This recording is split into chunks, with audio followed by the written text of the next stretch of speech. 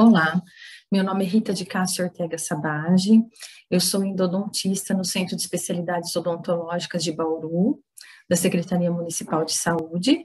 O CEL faz parte do programa Brasil Sorridente. Hoje nós vamos falar sobre diabetes e sua relação com a periodontite apical. Então, inicialmente, o que é o diabetes mellitus?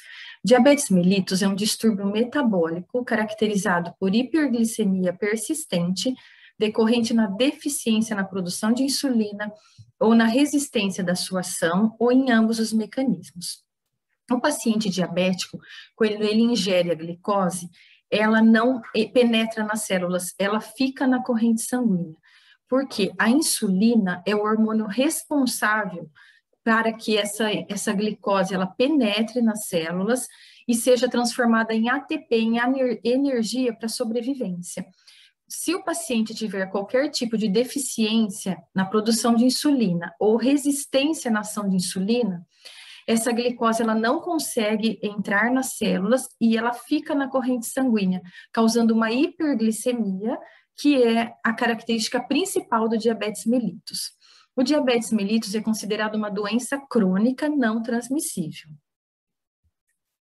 Aqui, brevemente, a fisiopatologia da diabetes, para a gente conseguir entender o que acontece. É uma doença complexa, tá?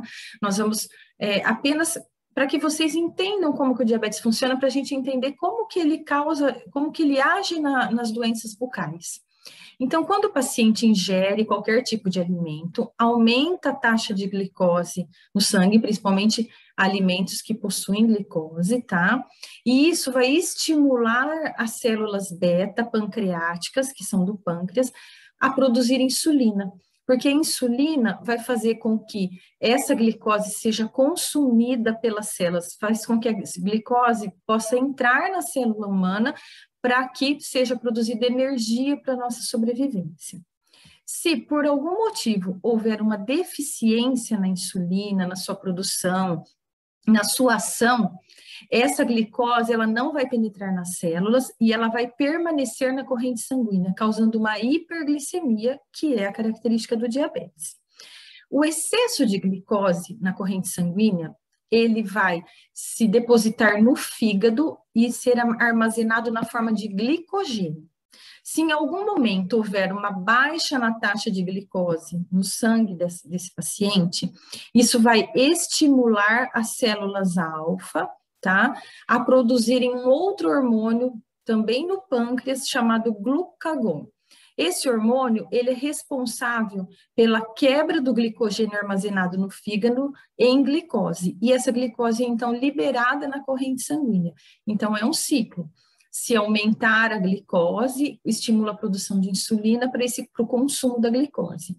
Se houver uma baixa taxa de glicose no sangue, vai estimular a produção do glucagon para que o glicogênio presente no fígado seja liberado em forma de glicose na corrente sanguínea e aumente novamente a taxa de glicose.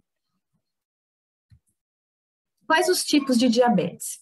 Os tipos de diabetes mellitus são diabetes tipo 1, que é a diabetes infanto-juvenil ou insulino-dependente. O diabetes tipo 2, que é o diabetes do adulto ou não insulino-dependente. Diabetes gestacional e o diabetes causados por outras causas, como doenças crônicas do pâncreas.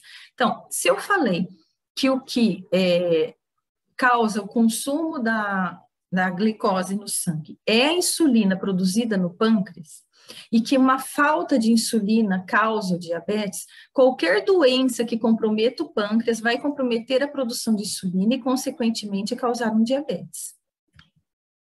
O diabetes tipo 1. O diabetes tipo 1 ela é uma doença autoimune poligênica, ocasionando destruição das células beta-pancreáticas, resultando na deficiência completa da produção de insulina.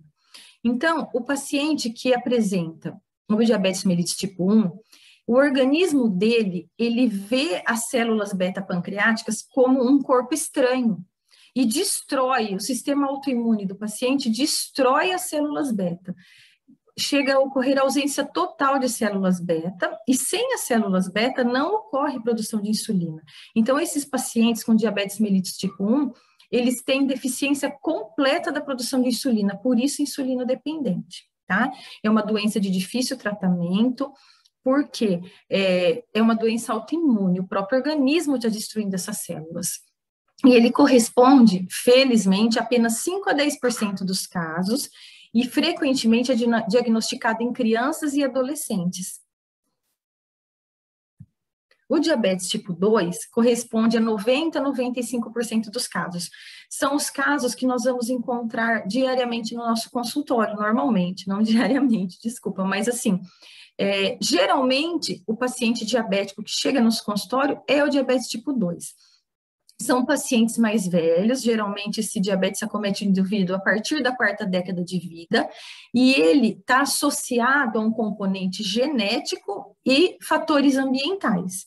Então, geralmente aquele paciente que não tem uma boa qualidade de vida, obesidade, sedentarismo, o paciente não se alimenta adequadamente, tem uma nutrição errada, hoje em dia come muito fast food, coisas industrializadas, alimentos congelados, então são pacientes que não fazem exercício físico, tudo isso leva a um distúrbio metabólico que causa diabetes mellitus tipo 2. E inicialmente ela é assintomática, o que também é um problema, porque geralmente quando o paciente é diagnosticado, ele já tem sintoma. E o diabetes, ele causa diversos problemas crônicos em várias regiões do organismo. Então, se o paciente já está tendo sintoma, é porque ele já tem algum comprometimento de algum órgão, de algum sistema. O diabetes mellitus gestacional. A placenta, ela produz hormônios hiperglicemiantes e enzimas placentárias que degradam a insulina. Então, como consequência, o organismo, ele produz mais insulina para compensar a destruição da insulina pela placenta, em alguns casos, durante a gestação. E isso faz com que o organismo crie uma resistência à insulina, mais ou menos como acontece no diabetes tipo 2, tá?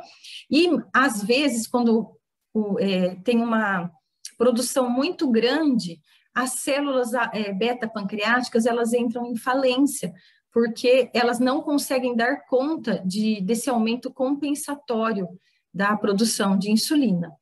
E existe um progressivo e contínuo aumento do risco de complicações materno-fetais, conforme se elevam os níveis da glicemia materna.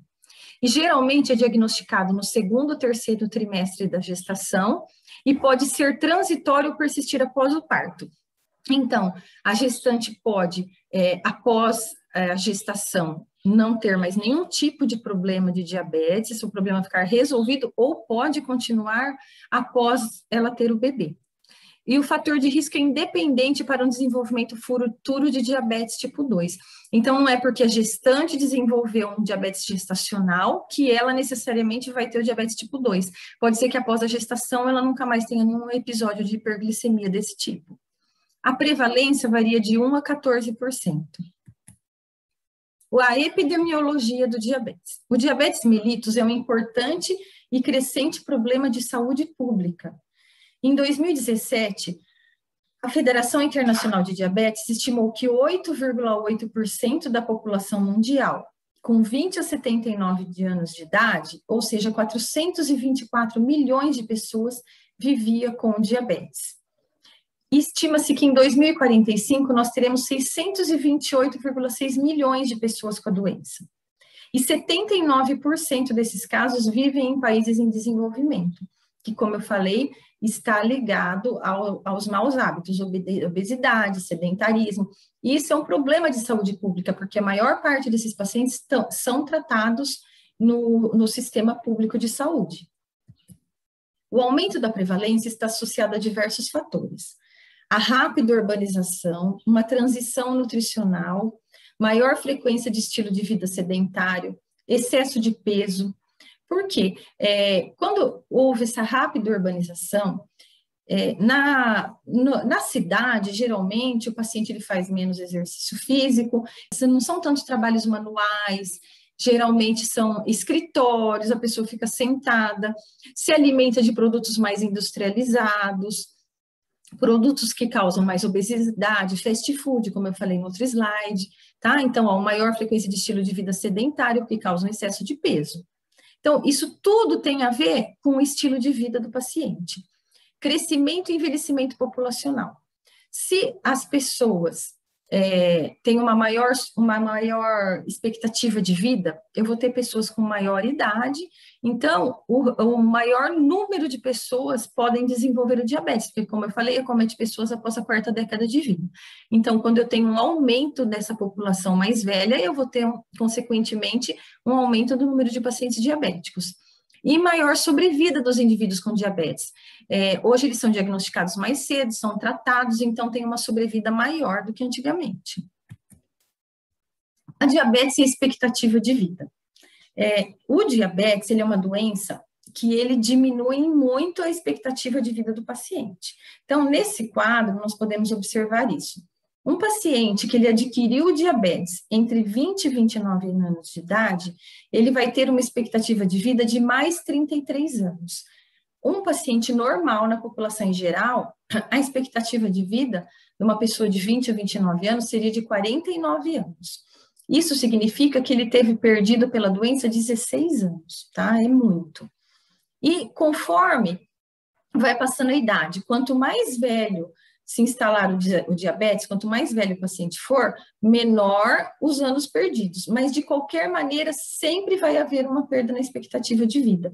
Se o paciente adquirir com 30 a 39 anos, a expectativa de vida dele é de 11 anos a menos, tá?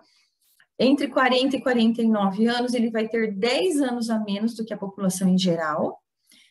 O paciente que ficou diabético entre 50 e 59 anos vai ter 6 anos a menos de vida, tá? E o de 60, como eu falei, 5 anos a menos. Então, de qualquer maneira, o diabetes diminui muito a expectativa de vida das pessoas. Os sintomas a gente chama de 4 Ps, porque são poliúria, o paciente urina em excesso, polidipsia, tem muita sede, porque a urina perde líquido da sede, tá? Polifagia, uma fome excessiva e, ao mesmo tempo, a perda de peso.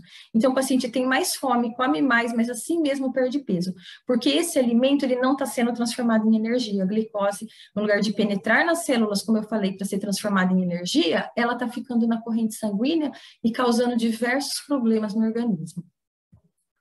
Então, o diagnóstico. Existem vários exames que fazem o diagnóstico do diabetes. O mais comum é o exame de glicose em jejum. Então, se o paciente fizer um exame para ver a glicose em jejum e esse resultado der menor que 100, a glicemia der menor que 100, o paciente é considerado normal. Se esse resultado der entre 100 e 126, ele já é considerado pré-diabético ou um risco aumentado para o diabetes mellitus. E se esse resultado der maior que 126, ele já é considerado diabético, tá? Um outro exame é a glicose 2 horas após sobrecarga com 75 gramas de glicose. Então, o paciente recebe 75 gramas de glicose, é esperado 2 horas e mede-se a glicemia. É esperado que essa glicemia seja menor que 140, um paciente normal, ou seja, ele já conseguiu consumir uma parte da glicose ingerida. Se essa glicemia der maior ou igual a 200, o paciente é diabético, tá? O exame de glicose ao acaso.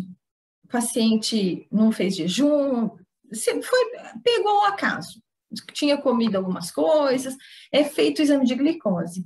Se ele der maior ou de glicemia, se der maior ou igual a 200, ele é considerado diabético também, porque mesmo que ele tenha comido, essa glicemia não deveria estar 200, tá? E um exame mais específico, o exame de hemoglobina glicada. Ele geralmente, ele mostra o índice de glicemia do paciente dos últimos 3 meses, porque ele mostra a glicose, a quantidade de glicose glicada nas hemoglobinas do paciente, e ele é medido em porcentagem. O ideal é que dê menor que 5,7%. Se der maior ou igual a 6,5% no exame de hemoglobina glicada, significa que o paciente está diabético. O tratamento inicial desses pacientes é realizado na UBS, na Unidade Básica de Saúde, tá? Inicialmente, o tratamento é não medicamentoso e é feito com uma adoção de medidas para mudança de estilo de vida. Como eu falei, a maior causa do diabetes tipo 2 é o sedentarismo, obesidade. Então, o paciente é orientado a realizar exercícios físicos, uma orientação nutricional para que perca peso, para que tenha uma alimentação correta. O controle de comorbidades, muitas vezes os pacientes que apresentam diabetes, eles têm comorbidades como hipertensão, problemas renais, isso deve ser tratado. E a base de tudo é a educação, para que haja a mudança de estilo de vida. E o paciente com diabetes mellitus tipo 1, apesar de geralmente ser acompanhado pela atenção especializada, ele também tem que ter seu cuidado garantido na atenção básica, para que seja feita educação, controle do estilo de vida, tá? Então, se após 3 meses desse acompanhamento de mudança de estilo de vida, o paciente continuar com a glicemia alterada, geralmente é administrado a metformina, tá? A metformina, ela aumenta a captação da glicose, reduzindo a resistência à insulina. E no processo de acompanhamento, solicita-se após 3 meses a glicemia de jejum e a hemoglobina glicada. Se após mais 3 a 6 meses, com o uso de metformina, a glicemia não estiver com a gente, associa-se uma sulfonilureia. Elas exercem sua principal função sobre as células betas, estimulando a secreção de insulina, tá? Um exemplo de sulfonilureias é a glibenclamida e a glicazida, que são as sulfonilureias disponíveis no SUS. Um dos efeitos adversos dela é a hipoglicemia, o que é importante para a gente no consultório odontológico, porque o paciente diabético, geralmente, se ele toma todas essas medicações e não se alimentar, ele pode ter um pico de hipoglicemia na cadeira odontológica. E isso é muito desagradável, o paciente assusta, o dentista assusta, porque caindo a glicemia, geralmente dá sudorese, tremor, o paciente pode desmaiar, tá? Então, como eu vou depois falar nos cuidados que nós devemos ter, mas é sempre importante fazer a glicemia capilar do paciente antes do atendimento, porque tanto ele pode estar com hiperglicemia, quanto ele pode apresentar uma hipoglicemia, o que contraindica o tratamento no momento, tá? Tratamento farmacológico, segunda linha. Se o controle metabólico não for alcançado após o uso da metformina associado com a sulfonilureia, de 3 a 6 meses, deve ser considerada a administração da insulina, tá? Aí, dependendo da dose que deve ser administrada, esse paciente, então, ele já pode ser encaminhado para atenção especializada, embora ele deva ter seu cuidado garantido na atenção básica também. A insulinoterapia. No diabetes tipo 1, 100% dos pacientes precisam da insulina, tá? E ele já deve ser imediatamente encaminhado, atenção secundária, atenção especializada, mas com acompanhamento na OBS. E no tipo 2, como eu falei, é feito toda essa tentativa de tratamento. Se ele conseguir ter um controle da glicemia sem o uso da insulina, ele é acompanhado na atenção básica. Com o tempo, pode ser que ele precise da insulina. Aí, então, ele é encaminhado para atenção especializada, mas sempre com direito a acompanhamento na atenção básica. Quais são as complicações crônicas do diabetes?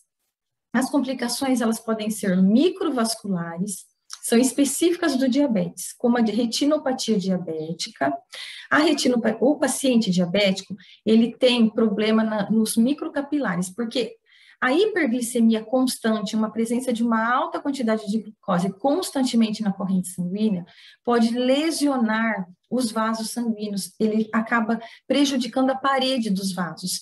E esses vasos podem se romper, causando um descolamento de retina, que é a retinopatia diabética, sangramento na retina, tá?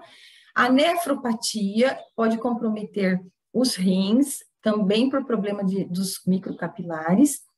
E a neuropatia diabética, um exemplo seria o pé diabético, tá? O paciente diabético, ele tem também a glicose, ela destrói a mielina das terminações nervosas, dos nervos. Então, isso causa uma falta de sensibilidade, principalmente nas extremidades. Então, o paciente se machuca, mas ele não sente dor, tá? Então, no caso do pé, ele pode ter uma lesão no pé, e como ele não tem sensibilidade, ele continua pisando naquele lugar. Isso causa lesões, tá? E como o paciente diabético, ele também tem uma dificuldade de cicatrização, dificuldade de produção de colágeno, ele tem uma baixa imunidade, fica às vezes difícil para o organismo resolver essa lesão. Então, ocorrem necrose, que é o que caracteriza o pé do diabético. Então, é por essa dificuldade, essa falta de sensibilidade periférica que eles têm. E também complicações macrovasculares, que são doenças arteriais, que podem levar a infarto, AVC. Manejo em rede de atenção à saúde hierarquizada. Então, a assistência à saúde no âmbito do Sistema Único de Saúde, ela responde pelo atendimento da maior parte desses pacientes. A maior parte atendida na atenção básica, tá? E de uma forma hierárquica, através de um processo regulatório, esses pacientes, quando necessário, são encaminhados para o atendimento secundário, que seria atenção especializada. Tá?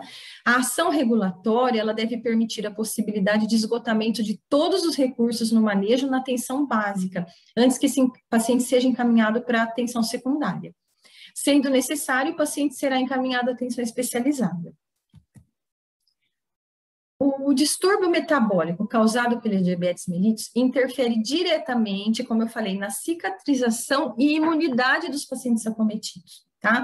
O paciente diabético, ele tem um comprometimento da imunidade, um comprometimento da cicatrização, o que pode dificultar todos os processos que ele pode ter de infecção. Então, isso influencia na saúde bucal dos pacientes diretamente, principalmente nas doenças periodontais e endodônticas. Por quê? Como eu falei, se o paciente tem dificuldade de cicatrização, dificuldade na imunidade, dificuldade na produção de colágeno, então, se ele tiver qualquer tipo de problema de doença periodontal, é um paciente com maior dificuldade na resolução desses problemas bucais. Por quê? Ele vai ter uma dificuldade na cicatrização das lesões, tá? E no caso das endodônticas, uma dificuldade na resolução das periodontites apicais e uma maior incidência de periodontites apicais em pacientes diabéticos. Eu vou explicar certinho isso agora. Ó, doença periodontal. Lógico que não é todo paciente que vai estar nessa situação, eu pus só como ilustração, mas então ocorre inicialmente o depósito de cálculo, de placa, tá? E o dentista deve fazer a remoção desse cálculo, limpeza, mas no paciente diabético, ele tem uma dificuldade na resolução. Então, o dentista limpa, raspa, mas a gengiva não cicatriza, ela continua sangrando, e geralmente eles têm reabsorções ósseas grandes, tá?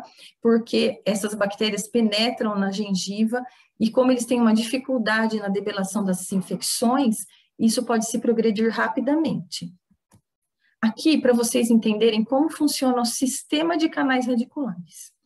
Porque nós temos o dente, tá? Dentro do dente tem a polpa, e geralmente a gente fala o canal radicular, mas não é um canal, é um sistema de canais. Porque esses canais, eles são vários canalículos interligados que se ligam às regiões cervical, média do dente, não é só na região apical. Então, se o paciente tiver uma doença periodontal avançada, com presença de bactérias, perda óssea, o que vai acontecer? As bactérias, elas vão penetrar nessa região do periodonto e elas podem atingir o canal através desses canalículos, ó, esses canais laterais. Então, eu posso ter uma invasão bacteriana da polpa, mesmo sem ter uma abertura, sem ter cárie. Então, o periodonto do paciente, ele é um caminho, uma forma de entrada para as bactérias dentro do canal.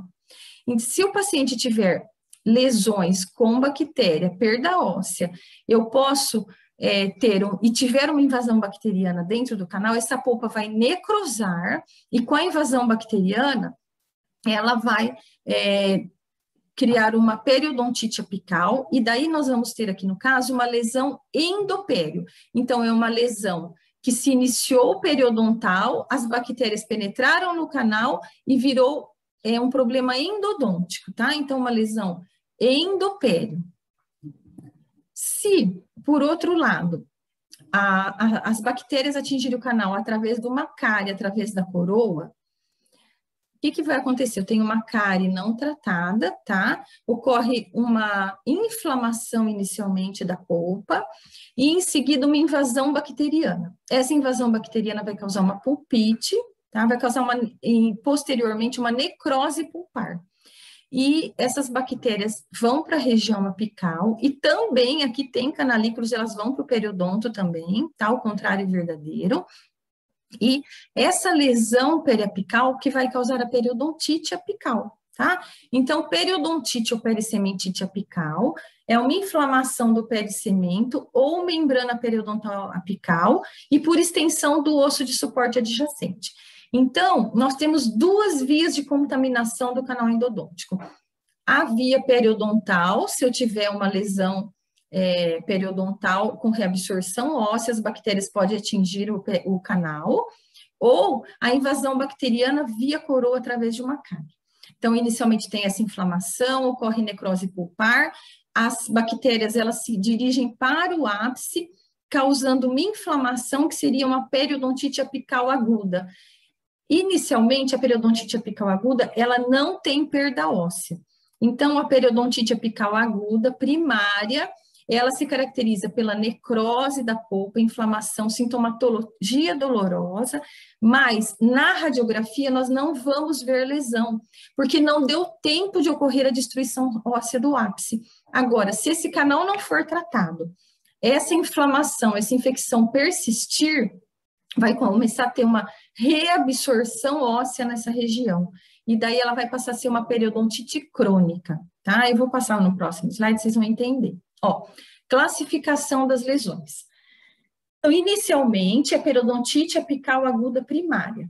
É uma sintomatologia aguda dolorosa, radiograficamente sem lesão, somente espessamento do ligamento periodontal. Se o canal não for tratado, e essa periodontite primária, ela vai evoluir para uma periodontite apical crônica. Como ela é crônica, a polpa já está necrosada, o ápice já está invadido pelas bactérias, mas ela não tem sintomatologia.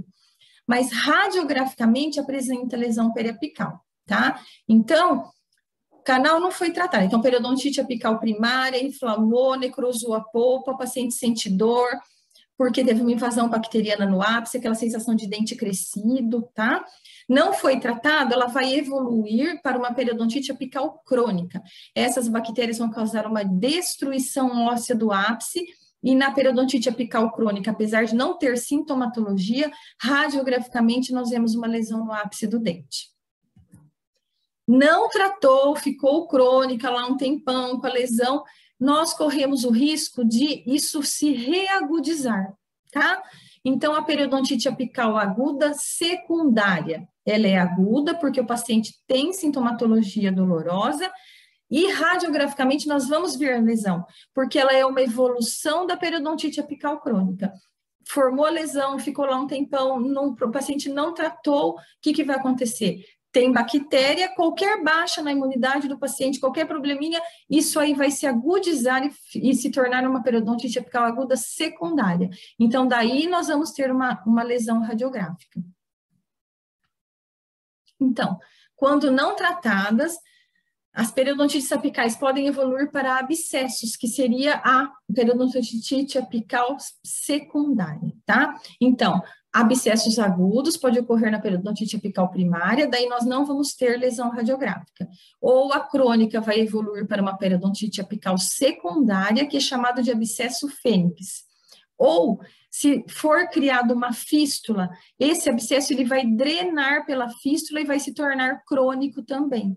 Então, uma periodontite apical crônica, ela pode evoluir para um abscesso crônico. Então, eu tenho um abscesso, só que não incha, não vai ficar com tumefação, porque tem uma fístula, porque esse pus, essa secreção purulenta, ele é drenada pela fístula. Tem a lesão, a secreção e drena pela fístula. Se nós não tivermos a fístula, essa secreção purulenta pode evoluir para um abscesso fênix, que é aquele abscesso que às vezes a gente tem que drenar até pela face, dependendo da evolução dele. É muito grave, pode ter uma bacteremia. A doença a diabetes mellitus, ela aumenta o nível de reabsorção óssea e periapical. O aumento da glicemia na corrente sanguínea acelera a patogenicidade das infecções orais. Nesse trabalho de Sintra, de 2014, ele mostra que essas periodontites apicais em pacientes diabéticos, elas apresentam um nível de reabsorção óssea maior, porque a hiperglicemia constante aumenta a patogenicidade das infecções orais. Então, ó, nesse outro trabalho de Segura, o paciente com diabetes mellitus, ele tem uma alta prevalência de periodontite apical.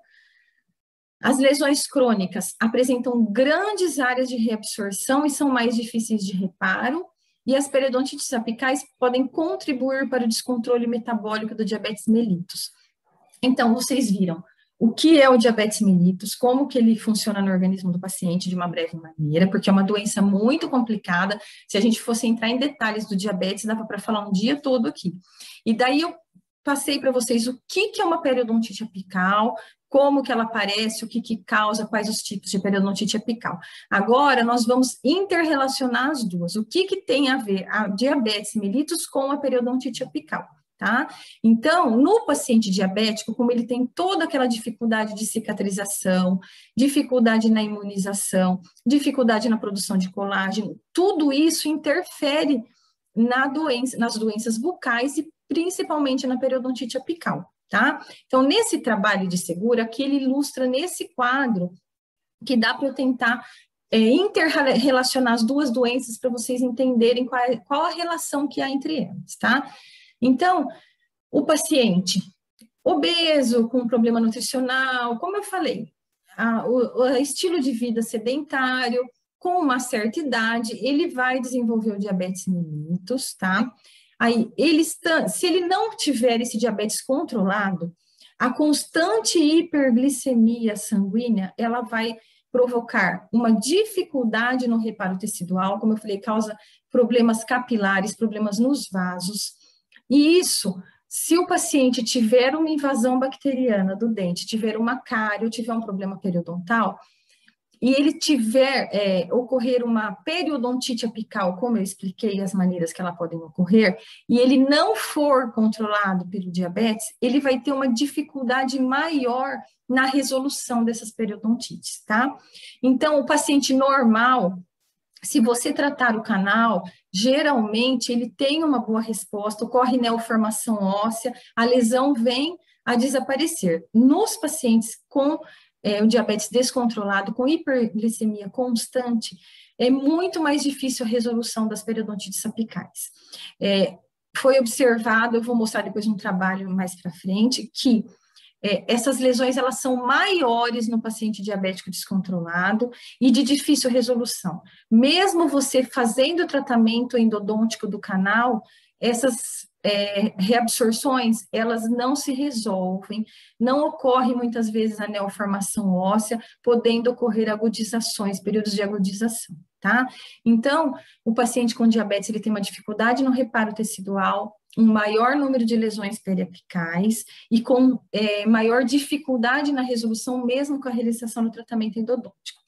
Essas lesões periapicais, por sua vez, se elas forem, se o paciente não tratar, não for controlado, não tiver um cuidado adequado bucal, tiver bactérias na boca, com doenças periodontais e periodontites apicais, isso vai recrutar macrófagos, que vão provocar a liberação de interleucinas, de uma maneira bem simples para vocês entenderem. Essas interleucinas vão aumentar o processo inflamatório, porque elas são liberadas na corrente sanguínea, o que vai dificultar o controle metabólico desses pacientes.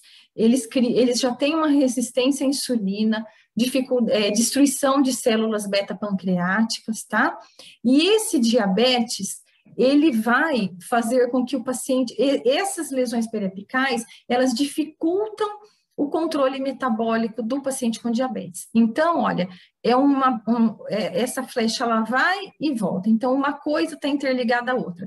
O paciente diabético descontrolado tem dificuldade no reparo das lesões, maior número de lesões, lesões maiores, e, por sua vez, o paciente que não trata, não tem o tratamento dessas lesões realizado, possui múltiplas lesões bucais não tratadas, isso causa um descontrole metabólico que vai agravar o controle do diabetes, tá? Então, esse paciente, ele precisa ser tratado, ele precisa ser acompanhado, porque se ficar esses focos de infecção na boca do paciente, essa liberação de infecção para a corrente sanguínea sistêmico vai fazer com que tenha um descontrole metabólico. Então, é muito mais difícil controlar um paciente diabético que tem infecções bucais, tá? Então, é um ciclo. O diabetes agrava o problema das lesões periapicais e essas, se não tratadas, podem causar um descontrole metabólico no paciente diabético. Nesse outro trabalho de Vama, em 2003, ele mostra o tamanho das lesões nos diabéticos. Então, como que foi feito? Esse trabalho foi feito em laboratório com ratos. Os ratos foram divididos em 4 grupos, de 40 ratos em cada grupo. O grupo A e B, os ratos eram normais, com glicemia normal. O grupo C e D, os ratos tinham diabetes induzidos, eles tinham hiperglicemia constante, tá? Aí, eles foram acompanhados durante 4 semanas. Nos grupos A e C, foi administrado solução aquosa. Para os grupos B e D, foi administrado solução aquosa com 30% de sacarose, tá? Sendo que aqui, vocês podem observar que o grupo C, ele tem diabetes, os ratos têm diabetes, mas eles são controlados, porque eles tomam solução aquosa. O grupo D, eles têm diabetes, mas não controlados, porque eles tomam a solução de sacarose, seria simulando o paciente que não controlasse, que ingerisse o açúcar, tá? Então, o que foi feito? Foi induzido lesões periapicais nos molares dos ratos, tá? E essas lesões, foi acompanhado o desenvolvimento dessas lesões por 2 semanas e 4 semanas, para ver o tamanho das lesões, foi medido em micras. Então, esse aqui corresponde ao do grupo D, que seria o grupo de ratos com diabetes não controlados. Esse é o grupo C, que é o grupo de diabetes controlados, e o grupo A e B, que é os que não têm diabetes. Então, nós podemos observar que já com 2 semanas, as lesões periapicais, elas eram maiores, ó, no grupo do diabetes não controlado. O grupo do diabetes controlado teve lesões mais ou menos do mesmo tamanho dos grupos que não tinham diabetes. E na avaliação de 4 semanas, nós observamos que as lesões têm uma discrepância maior ainda no tamanho em relação aos outros 3 grupos, tá? Então, o grupo D, de diabéticos não controlados que tinham ingestão de sacarose, as lesões ficaram muito maiores após 4 semanas, elas evoluíram muito mais rapidamente do que nos outros 3 grupos. Então, esse trabalho demonstra que em pacientes diabéticos não controlados, no caso aqui, as lesões elas se desenvolvem muito mais rapidamente. Então, às vezes você vê uma lesão enorme no paciente diabético, não significa que ela está ali há muito tempo. Às vezes ela cresceu muito rapidamente, tá? Aqui eu pus algumas radiografias de um paciente nosso lá do CEL, tá? Que ele é diabético e ele trata lá há bastante tempo. Ele já apresentou múltiplas necroses, múltiplas lesões periapicais e também doença periodontal de difícil controle. Essa radiografia, inicialmente de 2014, foi a primeira vez que ele compareceu no serviço. Ele foi para endodontia do dente 25. Então, era uma periodontite apical aguda, isso aqui. E ele não tinha uma lesão periapical estabelecida, mas já tinha um aumento do ligamento, uma pericementite, tá? Então, foi realizado o tratamento do canal do dente 25. Aí, só para vocês verem a evolução, esse paciente voltou 1 ano depois com uma lesão periapical no dente 24. Foi realizado o tratamento endodôntico do dente 24. Aí, ele retornou, acho que foi em 2018 ou 2019, com uma fístula na região do dente 16 e necrose do dente 15. Ó, já tem aqui, desculpa, mas não, quando eu coloquei a radiografia aqui, cortou o ápice, mas ele tinha lesão nesse dente, e aqui, ó, é o rastreamento da fístula. Então, a gente coloca um cone de gutta-percha, número 15, na fístula e acompanha para ver onde ela vai terminar. E ela terminava nesse dente 16, tá? Porque ele estava fechado. O 15 veio aberto, nós já vimos que veio para encaminhamento do 15, na verdade, mas nós rastreamos a fístula e vimos que era do 16. Então, foi realizado o tratamento endodôntico dos 2 dentes. E, ó, nessa radiografia, vocês podem ver que esse paciente, ele também tem perda de crista óssea, ele tem doença periodontal. Então, foi realizado o tratamento endodôntico do dente 15, ó, tinha uma pequena lesão aqui. Em seguida, realizado o tratamento endodôntico do dente 16. Essa fístula nós colocamos, enquanto tratávamos o canal do dente 15, foi deixado o dente 16 com curativo de hidróxido de cálcio, tá? A fístula fechou, nós obturamos o dente, ó, a lesão aqui. Só que, após 1 ano, esse paciente voltou com a fístula novamente, e indicação de tratamento endodôntico do dente 17, o 17 estava necrosado. Olha aqui as perdas ósseas que esse paciente tem, ó, tá vendo? Não tem crista mais aqui. Só que nós colocamos curativo, tratamos o canal do dente 17, e a fístula não sumiu, não resolveu o problema da fístula. Aqui, ó, é o rastreamento da fístula de novo. Ela ia para o dente 16. Então, optou-se por cirurgia parendodôntica. Foi realizada a cirurgia no ápice do dente 16, tinha muito tecido de granulação, cisto com tecido de granulação, foi curetado, removido, feita a psectomia, a fístula fechou, tá? Só que 6 meses depois, o paciente retornou com a fístula novamente. Aí, então, optou-se pela remoção, infelizmente, do dente 16, ainda tem uma área, aqui vocês podem ver se é uma radiografia de controle, já começou a ter uma neoformação óssea, porque esse dente estava sendo um constante foco de infecção, o que não é bom para o paciente diabético nem para ninguém, né? Então, nós não tivemos alternativa, porque não podíamos deixar esse foco de infecção na boca do paciente. Então, esse caso, só para mostrar para vocês a dificuldade de resolução, de resposta do organismo do paciente diabético. Foi tratado o canal de todos os dentes, feito cirurgia, colocado curativo cálie e essa fístula voltava. Então, um processo infeccioso que o próprio paciente não conseguia resolver, o organismo dele, mesmo com todo o tratamento administrado. Então, aqui, gente, olha, para encerrar, cuidados ao atender o paciente diabético, que eu acho que é o mais importante para o dentista, tá? Para a gente poder saber como tratar esses pacientes, porque eles têm que ser tratados, eles têm que ser acompanhados, é muito importante. Então, primeiro de tudo, realizar uma anamnese detalhada, sempre aferir a pressão arterial, porque o paciente diabético, ele muitas vezes ele tem associado hipertensão arterial, tá? Mesmo porque, como eu falei, um dos problemas macrovasculares são as doenças arteriais. Conferir a glicemia capilar sempre. Ele pode estar com hipoglicemia, como eu falei naquele slide anterior, isso pode ocasionar até um desmaio na cadeira odontológica, então é importante ver se o paciente se alimentou antes de vir. Porque como ele toma, muitas vezes, medicações para baixar a glicemia, se ele não se alimentar, pode ter um pico de hipoglicemia, tá? E se a glicemia estiver maior ou igual a 200, adiar o atendimento e encaminhar ele ao médico. Ele tem que estar controlado para o atendimento odontológico, a não ser que seja um atendimento de emergência, tá? Sessões curtas, o paciente deve estar alimentado, como eu falei, para evitar a hipoglicemia. O controle da ansiedade é muito importante. Se necessário, conversar com o médico para administração de algum ansiolítico antes do atendimento. Evitar anestésicos com adrenalina. A adrenalina pode aumentar o índice de glicose. Optar pela felipressina, tá?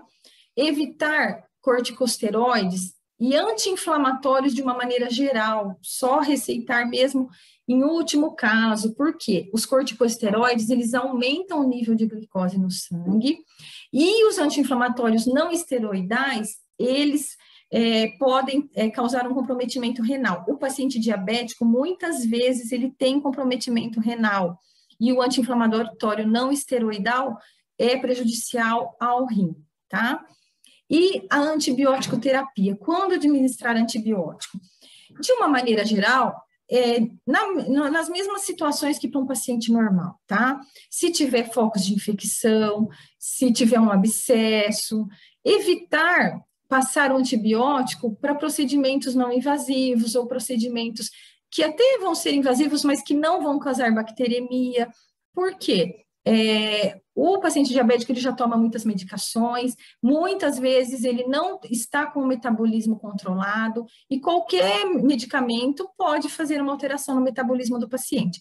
Então, eu receito antibiótico quando tem abscesso, quando tem infecções, nas mesmas situações que eu receitaria para um paciente normal, tá? Lógico que o paciente diabético ele tem uma dificuldade em debelar a infecção, então a gente tem sim um risco maior de um abscesso. E agora, o antibiótico, se não vocês não verem uma infecção no paciente, não há necessidade, se for fazer uma restauração, uma limpeza, tá? Agora, no caso da endodontia, se o paciente vier com uma periodontite apical, aí sim um antibiótico para evitar que ocorra um abscesso, porque vai manipular o dente, pode jogar mais bactérias para o ápice, e esses pacientes têm um risco maior de infecção. Conclusões. Mesmo que os índices de sucesso sejam menores, a terapia endodôntica elimina os focos de infecção, melhorando a condição sistêmica dos pacientes, tá? Então, é o que eu falei. Se tiver focos de infecção, periodontite apical, doenças periodontais, deve ser tratado. O paciente diabético, ele tem que ser acompanhado regularmente pelo dentista, porque é um paciente de difícil tratamento, principalmente em relação aos problemas periodontais. Às vezes você faz raspagem, faz limpeza, daí quando o paciente volta para o retorno, ainda a gengiva está inflamada, está com sangramento, ele tem dificuldade de higienização, e tudo isso pode levar a uma bacteremia, pode bactérias irem para a corrente sistêmica, tá? Então, ele tem que ser acompanhado.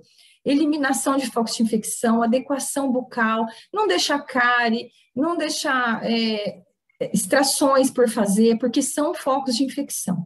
Então, esse paciente ele deve ser acompanhado rigorosamente. Por quê? O paciente diabético com metabolismo, com problemas de infecção, ele pode ter alterações no controle do seu metabolismo. E o paciente diabético com metabolismo controlado, ele tem maior saúde bucal.